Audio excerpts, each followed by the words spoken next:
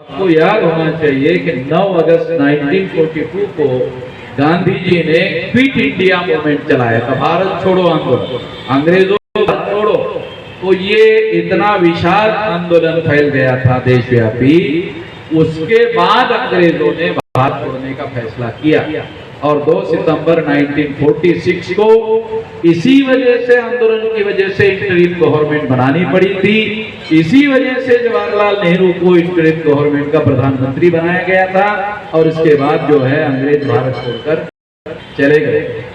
साथियों, हम लोग देशव्यापी आंदोलन इसलिए कर रहे हैं कि अंग्रेजों के गुलामी से इस देश के ब्राह्मण आजाद हो गए। आज आप लोग सुनकर हैरान हो जाओगे कि हमारे तमाम SC, ST, OBC माइनॉरिटी के लोग डरे हुए थे। मैं बहुत बड़े बड़े अधिकारियों को मिलता हूं, वो अधिकारी भी डरे हुए। मैं उनको कहता हूं तेरे पास अधिकार है, तू क्यों डरा? वो भी डरा हुआ। तो हमारे तमाम SC, ST, OBC माइनॉरिटी के लोग देश भर में डरे हुए। अब मैं ये तो नहीं कह सकता कि वकील लोग भी डरे हुए हैं, क्योंकि वकील को तो देख करके पुलिस वाले डरते हैं। ये तो नहीं कहा जा सकता कि वकील लोग डरे हुए हैं। साथियों, मैं ये बात इसलिए आप लोगों को समझा रहा हूं कि जो राष्ट्रव्यापी आंदोलन हम लोग खड़ा करना चाहते हैं, तो आपको एग्जाम्पल दे के बता रहा हूं। जब ये राष्ट्रव्यापी आंदोलन होगा तो जो ब्राह्मण अंग्रेजों के गुलामी से आजाद हो गए, आजादी का आंदोलन तो उन्होंने सभी लोगों के नाम पर चलाया, मगर हमारे लोगों को संविधान में तमाम फंडामेंटल राइट होने के बावजूद भी मिलते नहीं। आज भी गांवों में हमारे लोगों को क्या स्वतंत्र रूप से वोट डालने के लिए वो फ्री है? ऐसा तो नहीं कहा जा सकता। मैं तो सारे देश भर में आंदोलन करने वाला आदमी हो तो मैं जानता हूं कि गांव में रहने वाले जो हमारे लोग हैं, उन लोगों को किसी प्रकार के दबाव के बगैर वोट डालने का अधिकार है। संविधान में तो है, मगर व्यवहार में ऐसा नहीं, ये रियलिटी नहीं। तो इसलिए संविधान इस देश में लागू हुआ, मगर वो कुछ लिमिटेड लोगों के लिए लागू हो गया।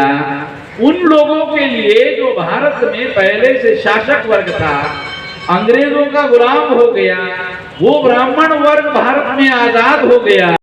आजाद भारत में उन लोगों ने SC, ST, OBC माइनॉरिटी के लोगों को गुलाम बना के रखा।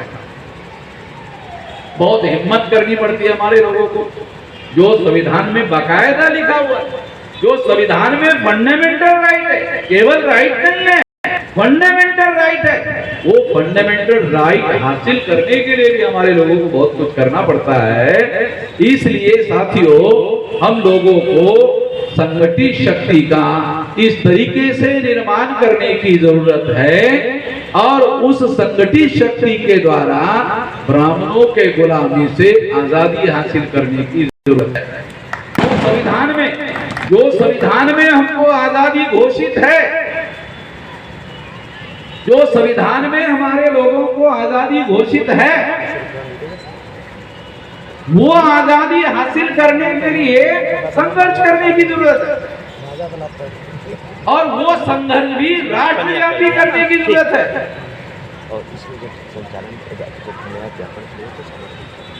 कई दिनों से मेरे पास टेलीफोन आते रहते हैं। अभी सवेरे टेलीफोन आया कि एक कार्यकर्ता को पुलिस वाले इसलिए उठा कर लेके गई जो सोशल मीडिया के पोस्ट में उसने कुछ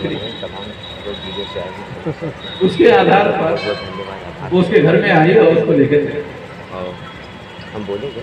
गुजरात के एक व्यक्ति को ऐसे लेके गई,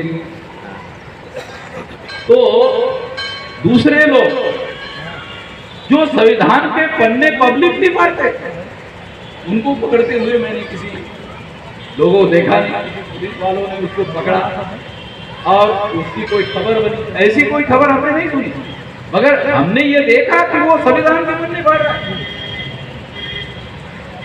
ये तो वकील लोग ही बताते हैं कि ये कौन से जुर्म में आता है, कौन से आर्टिकल में, कौन से इसमें आता है, तो वकील लोग ही बता सकते हैं। मगर इतना तो मैं भी जानता हूँ कि संविधान को फाड़ने का अपराध छोटा मोटा अपराध नहीं माना जा सकता, ये बड़ा अपराध निश्चित होगा। मगर इसके बावजूद भी उन लोगों को पकड़ा नहीं जाता, तो उन लोगों को पकड़ा नहीं जाता और हमारे लोग सोशल मीडिया में कुछ बात लिख देते हैं, उसके आधार पर उसको पकड़ा जाता है। इससे ये समझ में आता है कि अभी freedom of speech and freedom of expression ये हमारे लोगों को लिमिटेड है। तो इसलिए संगठित शक्ति का निर्माण होना और उस संगठित शक्ति का ब्राह्मणों के गुलामी से आजादी हासिल करने के लिए उपयोग करना ये बहुत ज्यादा जरूरी है। मैं नहीं मानता कि हम लोग ब्राह्मणों के गुलामी से आजाद हैं। तमाम लोग ब्राह्मणों से डरे हुए हैं। जो देखो, आजादी और डर दो अलग अलग बातें। जो आजाद डर नहीं सकता और जो डर रहा है वो आजाद नहीं है। डर का और आजादी का इतना गहरा संबंध है, दूसरे लोगों को समझ में नहीं आएगा, मगर मैं तो ये लड़ाई लड़ रहा हूँ तो मैं जानता हूँ, माइक्रो लेवल पर चीजों को समझता हूँ। तो जो आदमी डरता है वो आजाद नहीं है और जो आजाद है वो डरता नहीं। तो ये जो आजादी है 15 अगस्त 1947 की आजादी और दूसरी आजादी है 26 जनवरी 1950 को, जो अधिकार कॉन्स्टिट्यूशन में हमारे लोगों को freedom of speech and freedom of expression का मौलिक अधिकार दिया गया है। ये तो लिखित दस्तावेज है जो 2-2.5 हजार साल के इतिहास में भारत में नहीं था। मनुस्मृति के कंपेयर में अगर हम संविधान को देखें तो ये अधिकार हमारे लोगों के पास नहीं था। ये अधिकार अभी है, मगर ये अधिकार होने के बावजूद भी हमारे लोग डरते हैं। इसका मतलब है वो किसी से डरते हैं तो ब्राह्मणों से डरते हैं, और अगर ब्राह्मणों से डरते हैं तो ब्राह्मणों के गुलामी से आजादी की आवश्यकता है।